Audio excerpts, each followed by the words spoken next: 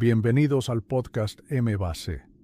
Hoy exploraremos la vida y obra de uno de los artistas más influyentes del arte moderno, Edvard Munch. Su historia es una de dolor, ansiedad y una búsqueda incansable de la expresión emocional.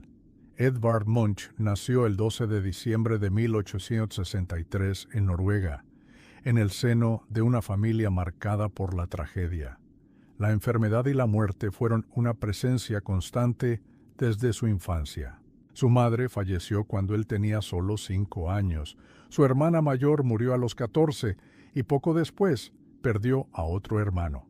Él mismo describió esta sombra que lo acompañó toda su vida con una frase desgarradora: la enfermedad, la locura y la muerte fueron los ángeles negros que vigilaron mi cuna y me acompañaron toda mi vida.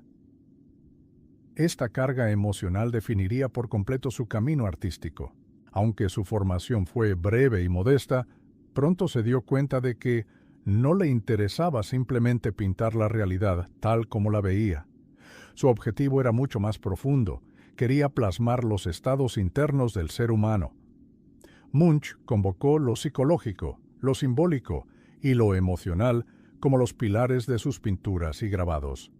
Se alejó del realismo académico para explorar el alma humana en su forma más cruda y honesta. El proyecto más ambicioso de su vida fue lo que llamó El friso de la vida.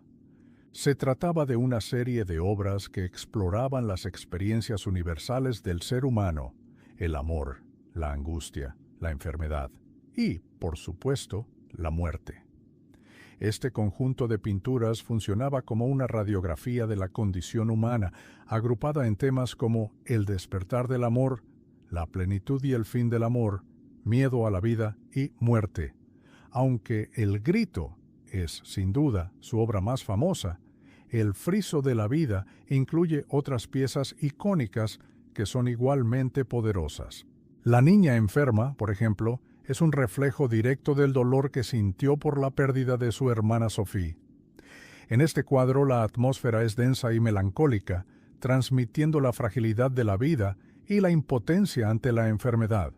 Por otro lado, en obras como Celos, Munch explora la posesión y la angustia que pueden surgir en las relaciones amorosas, mostrando rostros distorsionados por la sospecha y el tormento. Fue precisamente esta capacidad para visualizar emociones puras e intensas lo que lo convirtió en un pionero. Al desechar el realismo tradicional, Munch abrió una nueva puerta en el arte, una que conducía directamente a la expresión del mundo interior. Esta innovación fue la semilla del expresionismo alemán. Artistas como Ernst Ludwig Kirchner y Emil Nolde vieron en el arte de Munch una liberación de las ataduras de la representación objetiva, una invitación a pintar no lo que veían, sino lo que sentían. Hablemos ahora de su obra maestra, El Grito. ¿Qué inspiró esta imagen tan icónica del terror existencial? El propio Munch describió la experiencia que la originó en su diario. Escribió: «Caminaba con 2 amigos cuando el sol se puso. De repente, el cielo se tiñó de rojo sangre. Me detuve, exhausto, y me apoyé en la valla. Había sangre y lenguas de fuego sobre el fiordo negro azulado y la ciudad. Mis amigos continuaron, y yo me quedé allí, temblando de ansiedad, y sentí un grito infinito que atravesaba la naturaleza». Esta descripción no es solo la crónica de un paseo al atardecer, es la manifestación de un pánico existencial profundo. La figura andrógina y esquelética, con las manos en la cabeza y la boca abierta en un grito silencioso, se ha convertido en un símbolo universal de la angustia moderna. La obra fue un rechazo total a la belleza decorativa que dominaba el arte de la época. En lugar de ofrecer consuelo, Munch nos confronta con la vulnerabilidad y el terror del individuo frente a un universo indiferente. Esta pintura no solo capturó un momento personal de crisis, sino que también influyó de manera fundamental en la evolución del arte moderno, demostrando que la emoción pura podía ser el tema central de una obra. La mala salud de Munch fue otro de los ejes constantes de su vida y, por tanto, de su obra. Vivió con episodios recurrentes de ansiedad y depresión.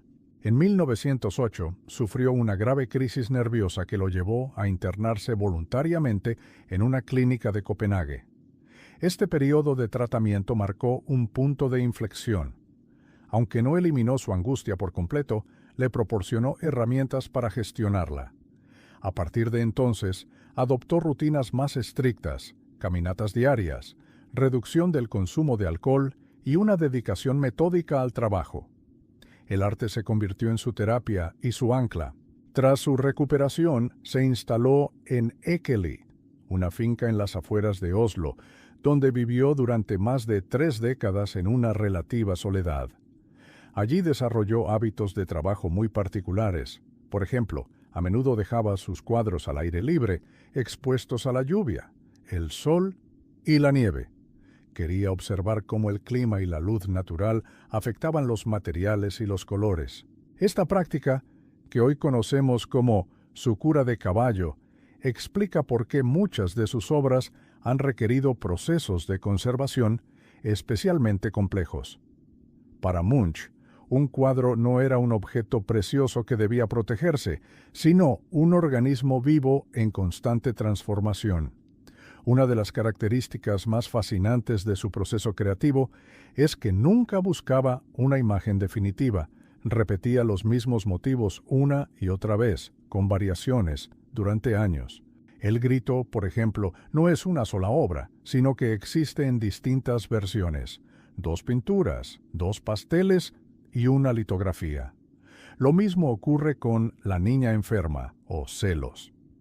Para él, una obra era un proceso de exploración continua más que un resultado final. Esta insistencia en revisitar sus temas explica tanto la coherencia de su producción artística como la enorme cantidad de material que dejó tras de sí. A pesar de su posterior reconocimiento, la relación de Munch con el público y la crítica fue ambivalente durante gran parte de su vida. Fue visto como un artista incómodo y provocador. Sus temas, la enfermedad, la ansiedad, la sexualidad conflictiva y la muerte, eran poco habituales en un contexto que todavía asociaba la pintura con la belleza y la armonía. Sus obras a menudo generaban escándalo. En Alemania, por ejemplo, el régimen nazi consideró su arte como degenerado y retiró muchas de sus piezas de los museos. Sin embargo, su influencia no dejó de crecer. Fue una referencia clave para los artistas que más tarde desarrollarían el expresionismo alemán, y su trabajo en el grabado fue fundamental para la evolución técnica de esta disciplina en toda Europa. Su capacidad para traducir la angustia en formas y colores abrió un camino que muchos otros seguirían. En 1940, consciente del valor de su legado y quizás temiendo el incierto futuro de la guerra, Munch tomó una decisión trascendental. Legó todo su archivo al municipio de Oslo. Este legado incluía más de 1000 pinturas, miles de dibujos y grabados, así como cuadernos, cartas, fotografías y sus propios utensilios de trabajo. Es uno de los fondos monográficos más extensos y completos que existen de un solo artista en el mundo. En sus últimos años, Munch trabajó con calma en su refugio de Ekeli, revisando obras antiguas y organizando meticulosamente su archivo.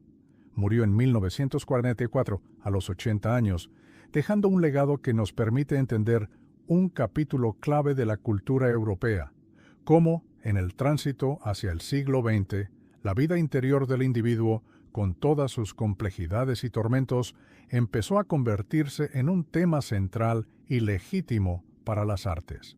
Edvard Munch no solo pintó sus demonios, nos enseñó a todos que el arte podía ser un espejo del alma humana, un grito silencioso que resuena a través del tiempo. Te agradezco la atención y espero que apoyes el canal.